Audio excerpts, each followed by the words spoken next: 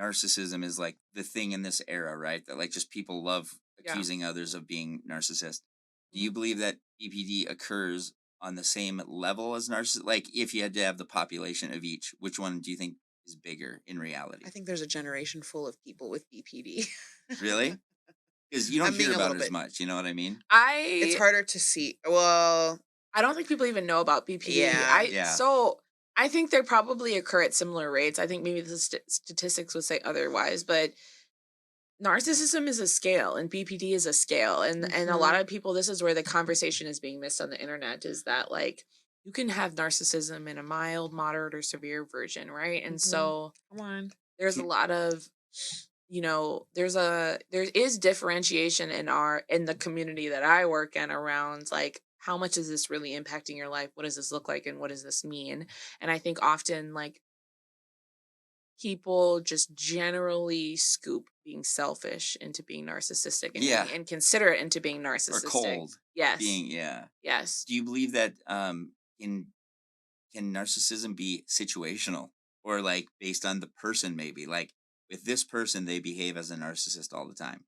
I don't think it can be if I think if it's situational, you're not a narcissist. Just and being like a dick.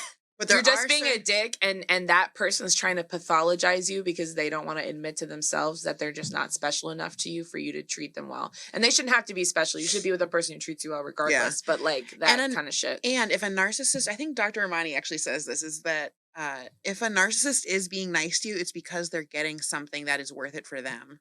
Like, it's not because you are actually like this great person or they're connecting with you. It's because for the time being, you're making them feel good about themselves, or they've globbed onto you. You're part of their source. Yeah. I haven't heard that phrase in a while, but yes, globbed on. Yep. Yeah. So that's awesome. I do think they occur at similar rates. And I think narcissism is intoxicating to talk about, because if you dated a narcissist, you don't have any accountability in your behavior. Yes. It kind of wipes the slate clean for whatever. You were tricked. It's so crazy to get obsessed with it because as you look back on it and you have different eyes, right? For everything. And it's like you start to, it can be intoxicating that you're I don't know, like being aware now, I guess. But anyway. I think having insight makes you feel like you have some control, like, oh, I could avoid that next time.